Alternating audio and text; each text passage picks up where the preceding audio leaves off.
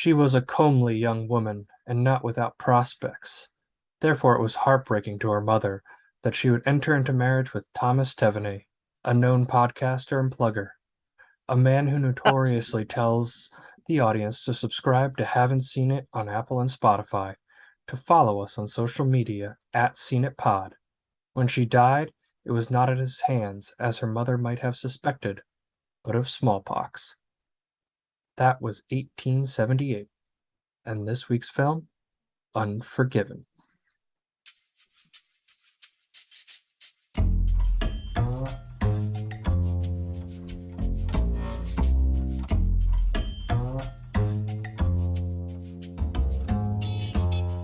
Haven't Seen It with Tim Sestito and Tommy Tevenay.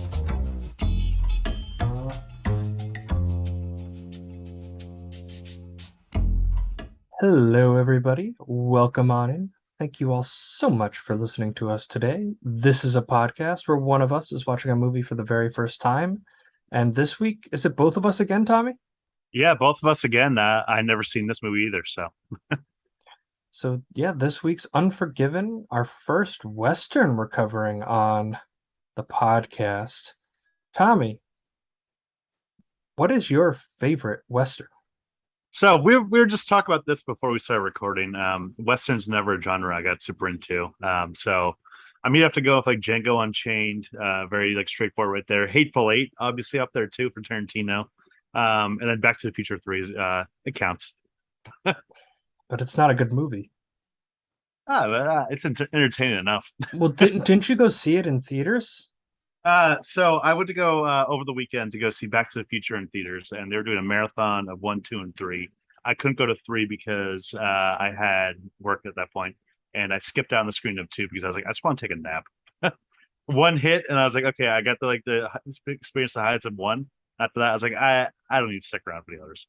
See, I love 2 because it's just so zany and it's like a perfect time travel. Like that is a perfect time travel movie in terms Yeah, of like jumping instances. The first Back to the Future kind of just stays in 1985 to 1955. This one jumps all around the clock and kind of like deals with all the issues that you'd actually have with time yeah, travel. I yeah. I All would the have stayed for 2. I would have left after 3 because I think it's so far and away diminishes the quality, like the quality I drop don't think drops I don't think significantly. it's like a Spider-Man 3 type scenario. It's not bad. I think it's absolutely a Spider-Man 3 scenario. Damn, that much. Well, I mean, 2. Don't get me wrong, I really love 2 too. Also, but it was just at the point where I was like, I'm gonna fall asleep if I stick around for 2. So sleep 1 out at this point. What time was this screening at? The screening of 1 was at 11 a.m. on a Saturday. And at like 2 o'clock, you were just too exhausted to watch another Well, movie? I had work and I was just like, I don't know, I kind of want to take a nap before work. Was it a good nap, or It's like 30 minutes. It was fine. did you actually nap, or was it one of those, like, when you lie in your bed nap and like you just close No, your no, eyes, no. but you never I nap? I passed out. I passed out at one point. I woke up and I was like, oh shit. So full I nap. I have watched enough movies with Tommy, and we were watching Heat one time, and we could still cover Heat because Tommy fell asleep throughout the entire thing during the infamous bank heist of Heat, where it is like assault rifles, like just drilling everywhere. This man is snoring, and I have no idea how a human being could possibly sleep during that scene. So Hey yeah, man, I yeah, get it. I hit the brakes hard right there. And you know what? Can't. Honestly, polite of you to not snore for an audience of paying moviegoers. Yeah, I was thinking of the people. So I mean, I got my pick with the DeLorean. We posted on our social media. It was fun. So Well, is what it is. I'm glad you had a good time. But now it's time for Unforgiven. Unforgiven. Critics call it a great Western, one of the year's best films. Joel Siegel, Good Morning America. Classic, majestic, passionate. Richard Corliss, Time Magazine. Stunning, powerful. David Anson, Newsweek. Clint Eastwood, Gene Hackman, Morgan Freeman, Richard Harris. Unforgiven. You just shot an unarmed man. Well, he should have harmed himself. Rated R. Now playing at a theater near you. In this week's film, Unforgiven, Clint Eastwood plays, you guessed it, a cowboy named William Money who's out searching for one last score. The film also features prostitutes, God and Lex Luthor all mixed in a town called Big Whiskey. The film ends with Clint Eastwood riding off into the sunset. So, Tommy, for someone like you who's kind of not a Western buff, I'm not by any means, but I would probably be considered a Western buff compared to you based on what I've seen. What were your, is this like your first Clint Eastwood movie? No, I've seen like the Dirty Harry, the first one and the last one. I meant for your for a first Western, yes. For my first Clint Eastwood Western, this would be my first Clint Eastwood Western. And I gotta admit, I knew that this was like, more of a serious movie because it won Best Picture and everything, but I kind of expected almost a little bit more of an action movie at points. And this was almost a deconstruction of the whole genre right here, which I wasn't really expecting at all because I went kind of blind. Yeah, I went in blind too, and then afterwards I watched because it was on HBO Max. If you're listening to this and you want to check this movie out, it's on HBO. And there was like a thing like an homage to Clint Eastwood's career, and I mean it wasn't just like some schlubby guys talking about it. It was James Mangold, Scorsese appears for like two or three, Kevin Costner. They pulled Gene Hackman, like they pulled like a lot of people to discuss his career and how Unforgiven is essentially the pinnacle of his career in terms of what for somebody that has because he started out on Gunsmoke or one of those shows in the 60s and was basically like the third or fourth choice for The Good, the Bad, and the Ugly. And like he didn't really want to do it because he was such a traditional Western fan. Like that was what he grew up watching. Like the John Wayne Cowboys. But he ended up doing the spaghetti westerns, which was like the revitalization of that genre. Because after like the Searchers, I want to say, if westerns kind of died off a little bit in the United States, and Well, then especially, you're saying back in the 60s. yeah, like the late 50s, early 60s, it wasn't as for like that genre dominated the first half of the 20th century in terms of like films being made. And it just kind of lost interest here. And then the spaghetti western, this kind of like this foreigner's take on the Wild West, kind of re-brought interest into it. And Clint was obviously on the forefront of it. And then he was able to start building up his career as an actor there, doing the trilogy with Sergio Leone, and then was able to start directing his own movies as well. And all of these points with him starring in these movies and then starting to direct them like led to this moment. It's seen as the culmination of his career as a Western because he hasn't really done a traditional Western ever since. Well, he said that this was going to be his last Western because he felt that any Western after this would just be kind of like a retread or just aping someone else's like work or something like that. I mean, he did a movie recently that was kind of more of like a modern day Western, so I guess it doesn't count.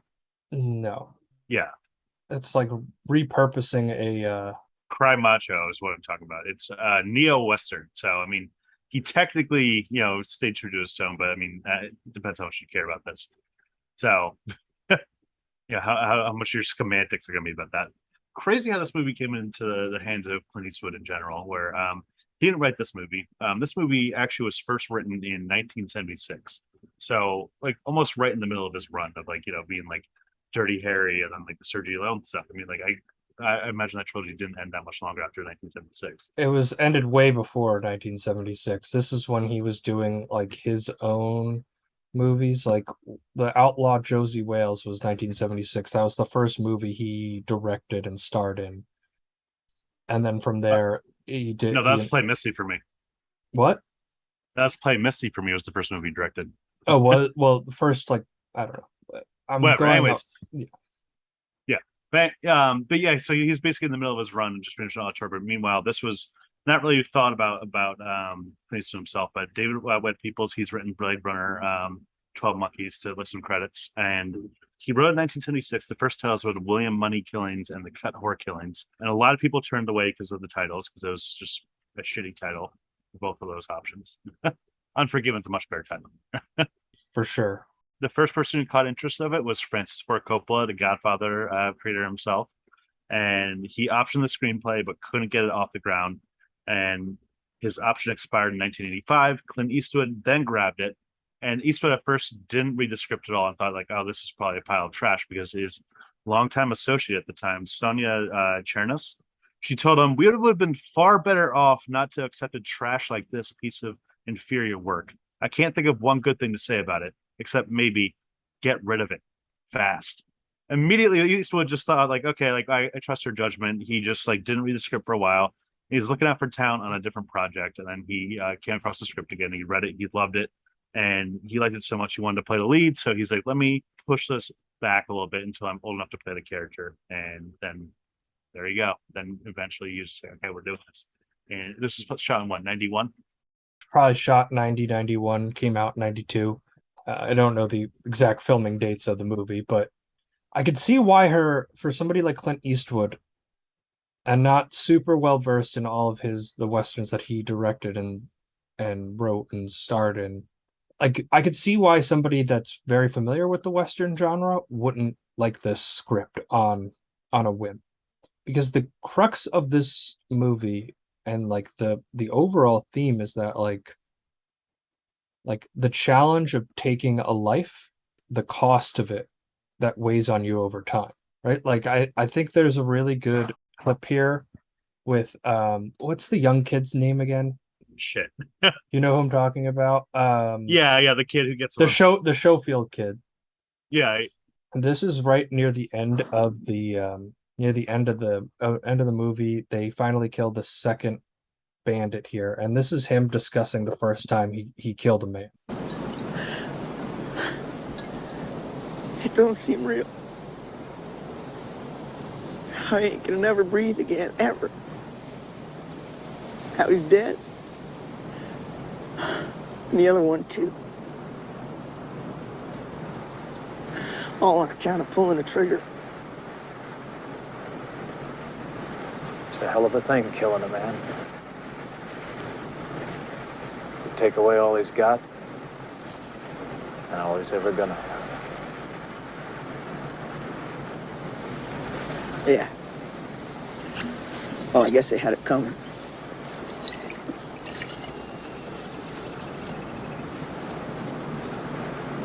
We all have it coming, kid.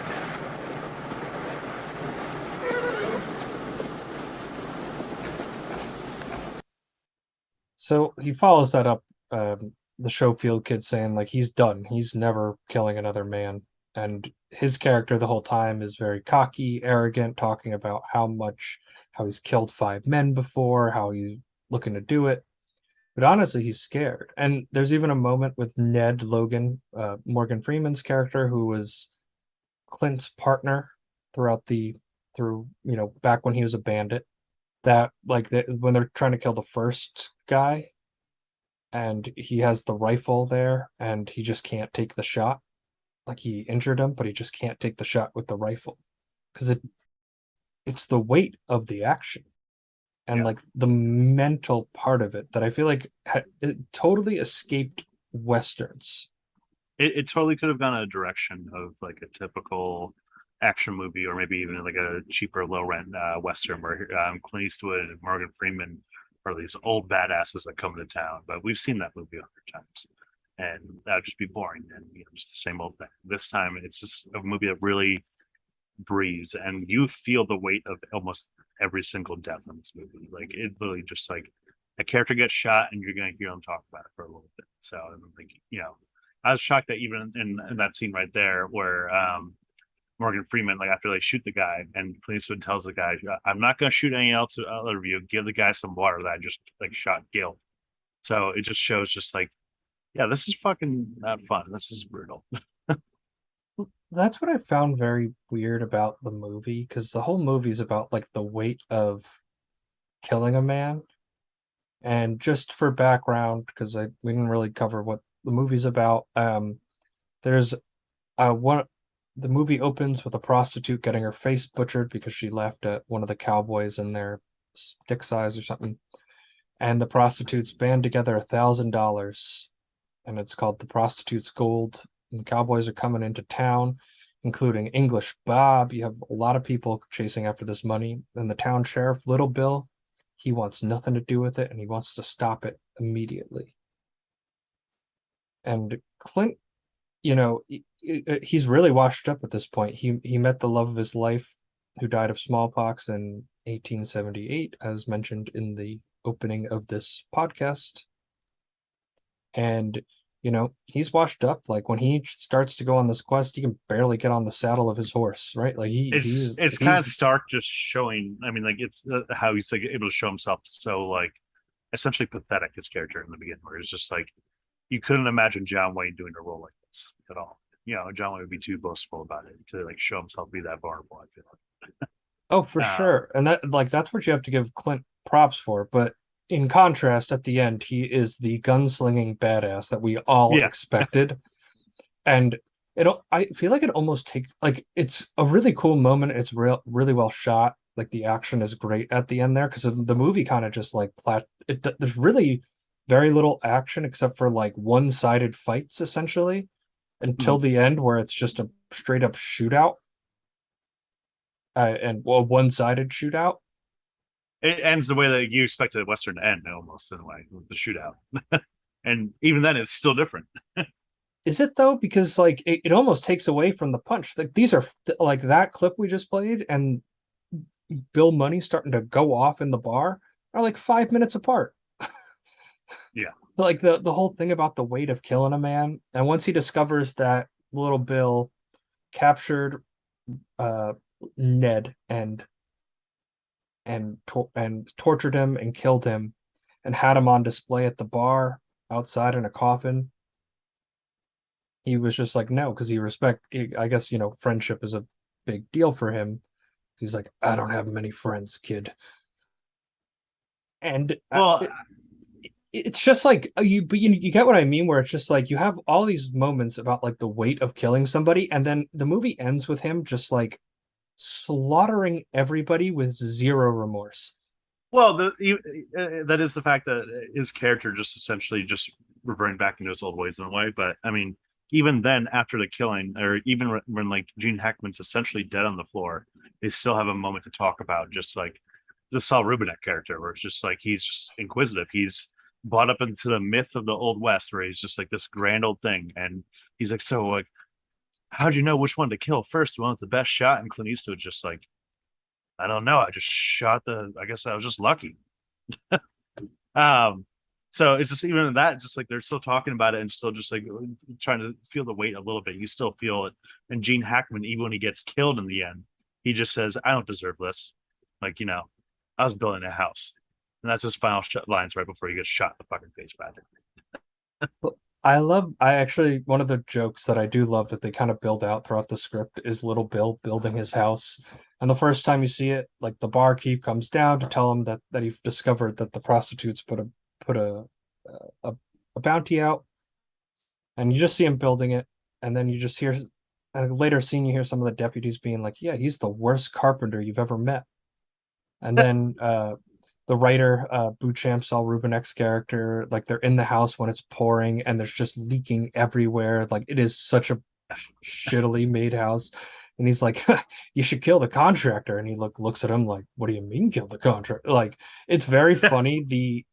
Like, I thought that was a nice, like, well-placed joke in there, which the movie does intertwine those moments of levity into it, which I think definitely helps because it has a very stern tone to it throughout. Or even when Red's like, "Do you ever go into town looking for a woman?" And he's like, "No." And he's like, "So what do you use? Your hand?" Just breaking it up right there. It is kind of funny where it's just like that. Some scenes levity of like where Clint Eastwood's telling the one girl, it's like, I'm not gonna sleep with you, but not because of your face, but because of my wife. And if there's anyone else trying to sleep with me, then I'd be like, no, too. And it's just Clint Eastwood's character is just awkward, and you can tell he just doesn't know how to interact with people. Essentially, he's just been, essentially isolated with only his kids right there. Even when he's trying to give out the monologue to his kids about like how, I did this thing back then, and you're gonna see this and all that, and it's just it's almost like the rambling, that we all think of that meme now of him. Yeah, that was like the most jarring part of the movie. And like I get it, it was just to kind of like give an expose on his character and his warmth. But like you had this like very classic Western like light music behind it. and like the girl staring off, and like I'm thinking in my head, I'm like, does he end up riding off with her? Right? Like the scarred woman, he's like, well, I guess both of us are scarred too. Like he has like one scar around his eye. She's got cuts and blades like all over her face, like It's completely neutered. yeah. He's like, yeah, I guess I'm just like you too. It's like, I think a cowboy with a little mark around his eyes, fine. I think a prostitute in the 1800s might be a little harder life, maybe. I Probably, wasn't yeah. I wasn't alive back then, but that would be my estimation. It's one of those settings, the Wild West, I guess because it was just done in such rapid succession for the first half of the 20th century that it almost burnt people out, and it's almost limited in what you can do with it, but it's easily the most American genre. Genre. Well, because Yeah. the Wild West is the most American part of our entire history. Like they're like distinctly American. There is Hmm. no other period with this much technology available in any other part of the world that I'm aware of. If you know, let me know at FireArmManfred on Twitter. There is no way, like there's nothing like it where you have all this opportunity for wealth and all these people coming out there for the wealth and no true law enforcement out there other than marshals that have a law code they have to follow, but nothing like written in stone. And I think it sets itself for so many different stories because the vast array of characters that you'll get in that setting Yeah. is crazy when you think about it. And it's just It it's so unique. It's so unique because you have the like it seems very distant, but it's like you also think of like the sets, the towns, like the wooden things like that everything's built off of. Like, you don't see that anywhere else in any part of the world or any other time period. I want to touch upon the set design in general right here for this movie because I mean that's one thing that you can expect a lot of westerns, great like locations and stuff like that. This was filmed in a remote ranch in Alberta, Canada. So not the Wild West, but still whatever. Open mountains. You take what you get. So Henry Bumstead, he was the production designer. He had to build the whole town of Big Whiskey, like the main town in the movie, from the ground up. And it wasn't just like he just did cheap little sets. Like he essentially built the whole town. All the freaking like interiors were extensive from like top to bottom, and he only had 2 months to build the whole town, and it was just an intense workaround. And he did a great job right here because it looks like really just like a perfect western setting. Yeah, the town of Little Whiskey is great. I've been watching Deadwood lately, and like in terms of like that lawlessness, it just like resonates in my mind when you have a marshal like Little Bill who is talented and he's the antagonist. And I think the other deconstruction is when you think of westerns, there's the good guy, maybe the cowboy, the bandit, and then the bad guy, right? It's either like the marshal, the cowboy, or whatever, but he's going against somebody that's easily vilified. In this movie, Little Bill is the marshal, and he has his moments. Gene Hackman is terrific in this. He won the Academy Award for Best Supporting Actor. What's crazy is that he like first turned it down because he was so concerned about the violence again. It's like another person right here where he like thought it was so excessive violence. Eastwood needed to reassure him. And Hackman was like saying at first, he's like, I swore I'd never be involved in a picture with this much violence in it. But the more I read about it, the more I came to understand it, the purpose of the film, the more I became fascinated I became. So he slowly just let himself get into it. And he put on a great, amazing performance to the point where he practically almost reprised the role like 2 years later. Quicker than Dead in a very similar setting Western movie. Well, The evil sheriff. no, he wasn't. No, he was Wyatt Earp in that, I believe. No. You're thinking of a different movie. And Quick and the Dead, he was the same thing where he was like the sheriff of the town, and he was just the one that like took, was very ruthless with his town and like how he took over. So Ruthless to enforce peace is essentially what his methods were, and we see that when one of the I loved Little Bill, Richard Harris. Like it was such an awesome performance. He comes in talking such a big game, the Duck of Death, right? Like he has like that's how we're introduced to the writer Beauchamp, Saul Rubinek's character, because he's following him around, writing his stories to kind of make novels or whatever for back east, where the West is just a myth to them. Yeah. And he was a total huckster, and like his big claim to fame, Little Bill was in the room for, and it didn't go the way it was, and he ends up arresting him. There's a scene where he's explaining to Beauchamp the power of a gun and how to kill somebody, and he's like, "You can take this gun, shoot me, and go."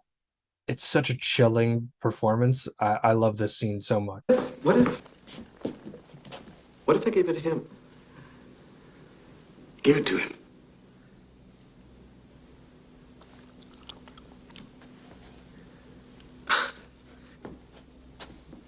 But you don't really want me to give it to him.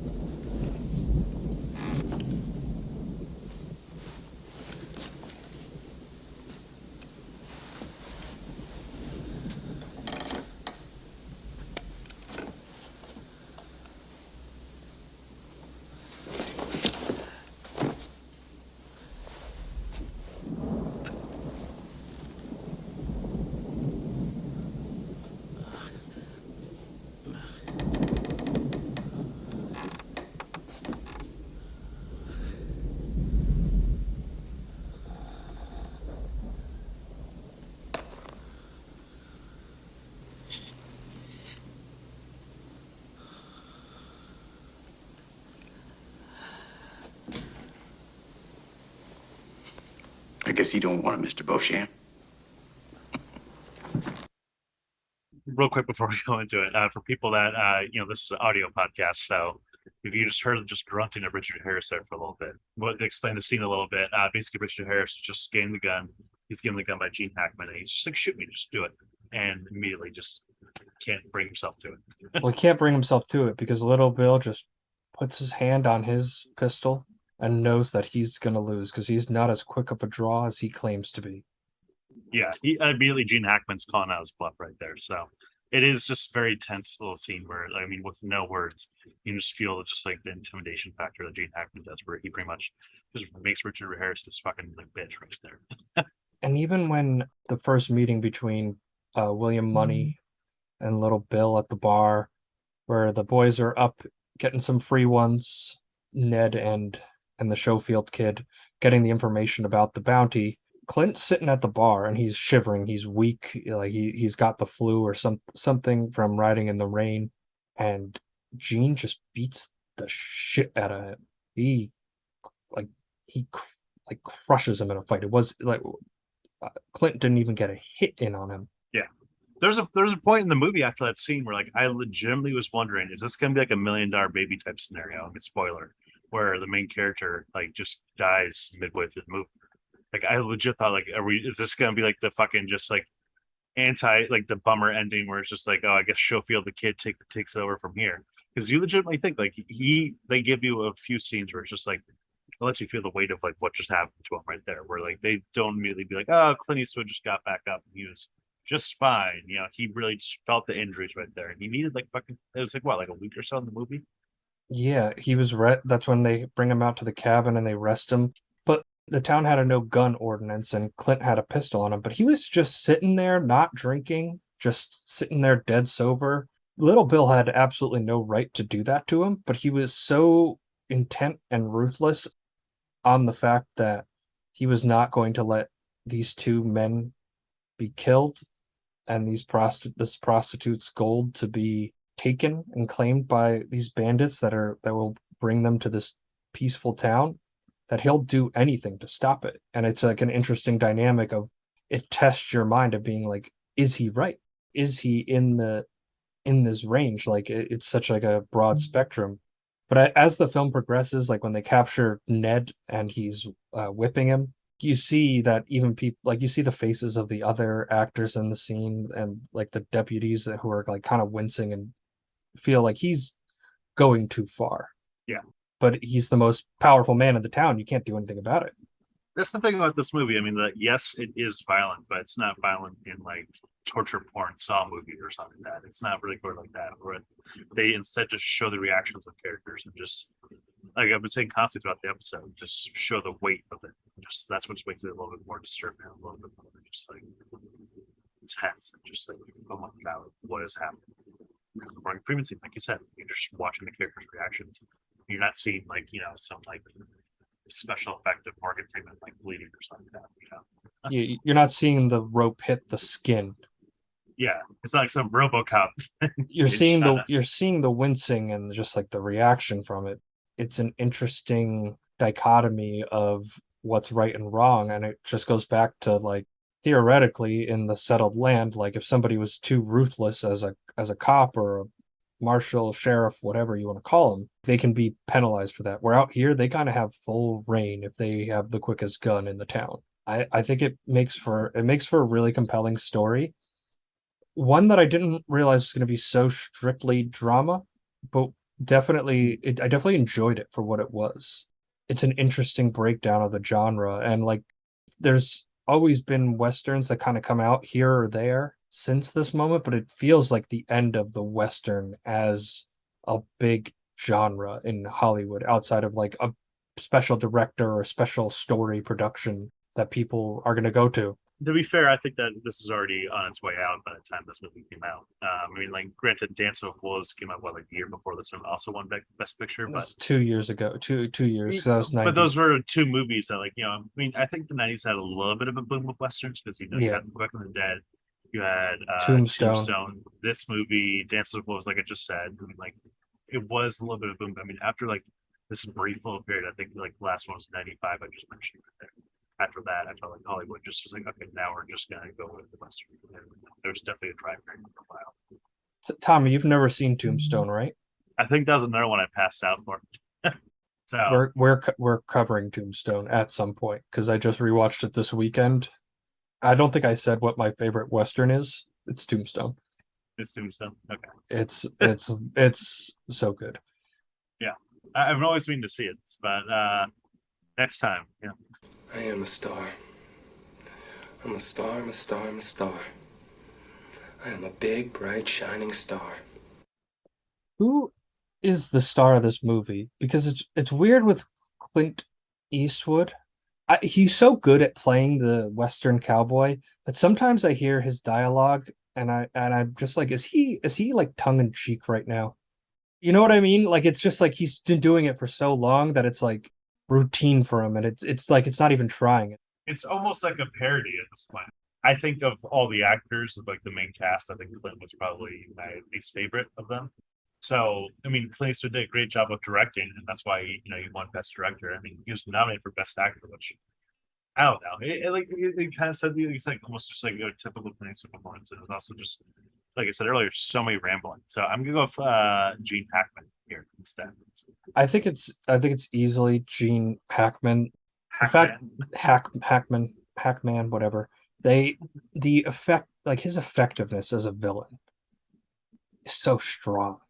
Like it's so menacing, and it's from the position of the sheriff of the town, like the character that wouldn't necessarily be your antagonist in a movie, and the fact that he's able to so gradually ride that line from like, oh, this is the good sheriff in the town to being like, oh, this guy is probably too ruthless for what he's doing to people. It's a really nice arc for his character for like the audience to be unveiled, because he doesn't really have a character arc. It's more of just like the unveiling of the character's true intentions, because he's finally being put to the test of like what he's willing to do to maintain peace. We didn't really cover Morgan Freeman. I thought he was fantastic as Ned Logan. Nice complimentary piece to Clint. The scene where he rides off after he fails to kill a man. It's a lot of non-verbal performance from him, but you can see it in his face, and it's really effective. And even Jamie Wolf's as the Schofield kid, from the cocky, arrogant, young startup cowboy to a trembling kid who took his first life and is never going to do it again. That was like the most heartbreaking scene of the whole movie right there. I mean, just there, and I kind of like teared up a little bit. It's just like, just shows you like, yeah, you think that I was joking earlier, this would be like the film that you'd show like the bros who want to go into war because they play Call of Duty and thought it'd be fun. It's just like, no, like this is not what Saul Rubin's character is making up, like the biography of this. It's not like this whole grand romantic tale. It's hard, and it's gonna affect you. Do you think the Schofield kid played Red Dead Redemption as just like, I'm going to be a cowboy, and then Exactly. really had to struggle with it? Yeah. And Richard Harris was just delightful in this. He really Mhm. was. Like English Bill, it brought so much levity to it, and like the fake British accent, and like the way you're introduced to him, you're not really sure who this guy is. It was kind of a weird detour where it's just like, what? All of a sudden, like, why were we introducing this new character? Yeah, because it's like 25 minutes without like Clint. Like it's just setting Big Whiskey following English Bob, but you realize it's to showcase Little Bill, and it's to Yeah. showcase like what this guy the lengths this guy is willing to go to maintain the peace. So to close it up though, but like you're saying, Gene Hackman I think wins this. He's the star of this movie. I mean, he, Easily. like I said He won the earlier, best he won the Oscar that year for best supporting actor. yeah, and he practically replayed the role, like I said, 2 years later, and like quickly did. So clearly left his mark right here in this role. Ah, are you ready, comedy partner? Waka waka. Tommy, would this work as a Muppet adaptation? It's interesting. It's interesting because it's a genre piece. I think it could. I mean, just make it just a Muppet Western right here, where I can imagine like a pratfall scene of like Kermit being Clint Eastwood, and he's like trying to get up on the horse, but the horse keeps bucking him around, and just like he goes flying off the horse or something Wah, like wah, that. wah, wah, like arms Ah, yeah, flying. exactly. Wah, Arms wah, wah, flying right there. Foggy would Foggy be Fozzie. Gene You're Hackman? saying Foggy. No, Oh, Fozzie I think you keep Gene Hackman as the only human in the as the movie. only human. And Fozzie I think would be English Bob. I just imagine Gene Hackman just like slapping the shit out of this puppet. It would be it would be so funny. And then Oh, Waka Gonzo Waka. Gonzo is the Schofield kid. Yeah. Oh, yeah. I can see that. Or I just imagine Fozzie being like, "Waka Waka, America sucks. Go Britain." And then you have Sam the Eagle as Ned. And you got your primary cast filled out. Yeah, right there. And There you go. yeah, I listen. A Muppet Western would be awesome. Yeah, it's shocking we haven't gotten. We'll get there. We're gonna get our puppets back on TV. Don't you worry. One day. So Tommy, review time. Give me your score. First time watching, even though I was saying at the beginning of the pod that I was expecting more of an action movie, I think I actually kind of enjoyed the way it went a lot more. This was a very compelling movie that just shows you the violence of everything and just like how it slows down, and it's kind of a slow burn, but a good slow burn. Or it's just compelling the ride. It just really says like, okay, what do we just do right here? And it's kind of just explains almost what just happens and how the characters are feeling in that moment after this extreme act of violence. Gene Hackman was a terrific villain right here. Clint Eastwood, even though his acting wasn't my favorite at the time, so it was still a fun little role right there. So I'm gonna give this a 4 out of 5. Really enjoyable movie. It's gonna be a fun rewatch, I feel like. I'm gonna echo your sentiments. I'm gonna give this a 4 out of 5 as well. I mean, Little Bill is one of the great Western villains I've ever personally seen. It's such an effective build up for him, and it's not like the big, it's not the heavy that's typical of a lot of Westerns. I think Clint's character follows an interesting arc of a cowboy that needs the money, who's turned away of how ruthless he was. He's completely shut it off, and him finding that switch again. Really nice moments of levity that kind of flourish throughout. You have really great direction from Clint there. You could feel his like effectiveness as a director and how well he's able. Because like I think some other director could have. This was 2 hours 10 minutes. This could have been a 2 hour 40 minute slog of a movie. Oh yeah, you can see it's dragged down a lot. You can see this being really dragged out, but it's not. It's nice, tight, quick to the point, which I really respect. So 4 out of 5. Unforgiven. Can definitely see why it won Best Picture. One Best Picture, and we forgot to mention it celebrated its 30th anniversary on August 7th, which was yesterday as of this recording. So Hell yeah. All right, Tommy. Anything else you want to tell the audience? all right, guys, thank you for listening again. You can follow us on social media at CNETPod, and you can also we're on Facebook, not Facebook, but Twitter, Instagram, and TikTok. And you can also give us 5 stars on Apple or Spotify, wherever you get your podcasts. really helps us out. And next week we're covering Dirty Dancing. Timmy, are you at to have the time of your life? And I'd never felt this way before, man. So yeah, get ready for that next week. It'll be a good one. We want to thank you all again so much for listening. We'll see you next week.